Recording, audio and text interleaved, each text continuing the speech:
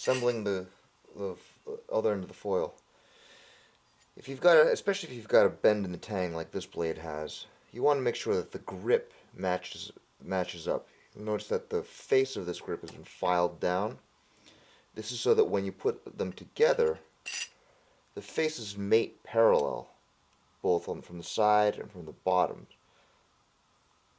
Right. That way there's a flat face on both sides of the guard and socket as you put the thing together. If they don't mate up, a flat metal file will do the trick to get this all to work. Okay. First thing you need is a piece of spaghetti tubing. There it is. For the foil. For the most part, you want to use, medium, 4 or 5 inches is great.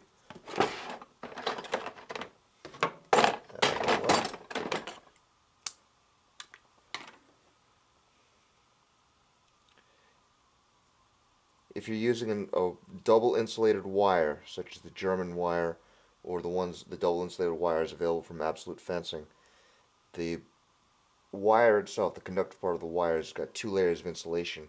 One is the colored cloth, the other is a clear plastic coating underneath. So my method for removing the insulation, and there again you can do this however you want, is just to scrape them off with a pair of pliers. What's coming off right now is the cloth or paper insulation on the outside, that blue layer. But then I have to kind of keep scratching at what looks like the bare wire here to get the plastic insulation off of it. And I don't know if that shows up on the camera or not, but it's pretty easy for me to see right here. Okay. You notice I'm not peeling this all the way down to the end. I don't need to. My red plastic insulation, the spaghetti tubing, is where the end of the wire will be in the weapon, and I only need about a ½ inch beyond that to plug to the socket. But I'll trim that later. Alright. Next, putting the bell guard on. Make sure that the hole for the wire is actually going to be on the side where the wire is. Feed the wire through. Feed the tang of the blade through. Next, this is possibly one of the most common errors made. Feed the wire through the socket hole.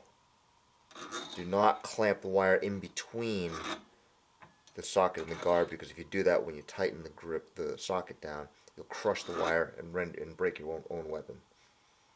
Next, so it goes that way.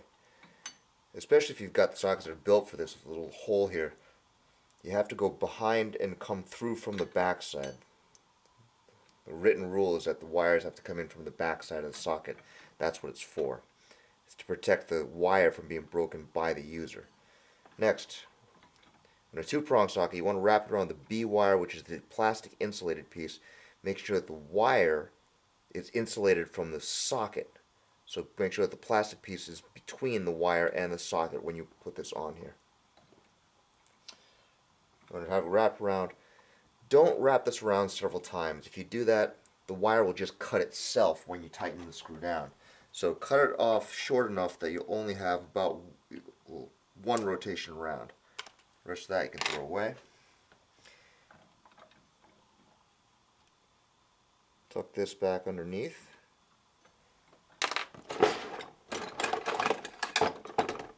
And tighten that down. Now this one's sliding a little bit underneath. So I have a 5/16 inch wrench here to hold the back side here. Pliers work fine also, just to get that a little bit snug.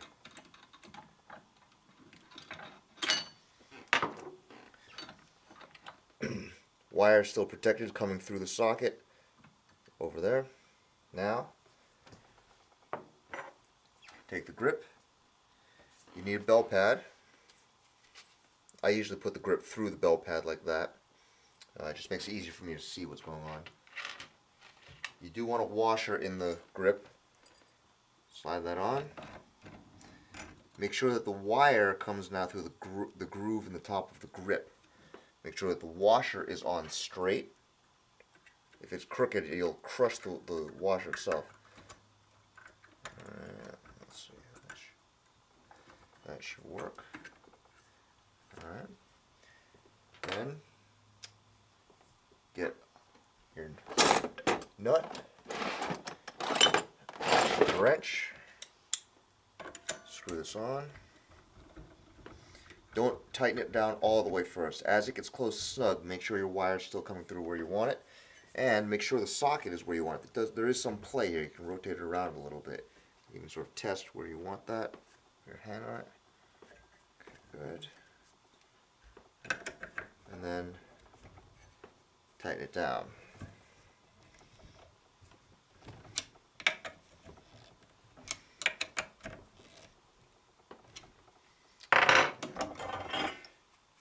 Both head down.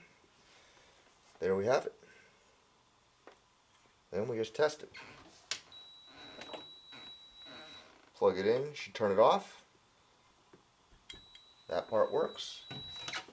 We test weight using the 500 gram weight, not the 750. This passes. Now, we just have to tape it. To tape it, the rule says you should have 15 centimeters covered. It's about the length of a dollar bill. With this, I think this is 1-inch wide tape. You don't quite need the whole width of it, so I usually strip off a little piece of it. Get rid of that. Just tape to the bottom of the barrel, lengthwise, and then smooth it out all the way around. You want, when you tape this, you want to leave the screws accessible. So if you have to, you can take the tip apart without having to take all of the tape off. We'll put one more piece of tape around the top of that.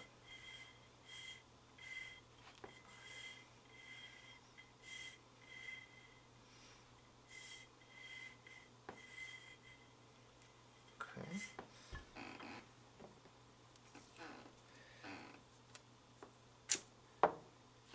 And for the most part, be minimalistic with the tape. You want to tape up to the bottom of the barrel. I mean the top of the barrel, excuse me. Tape that around.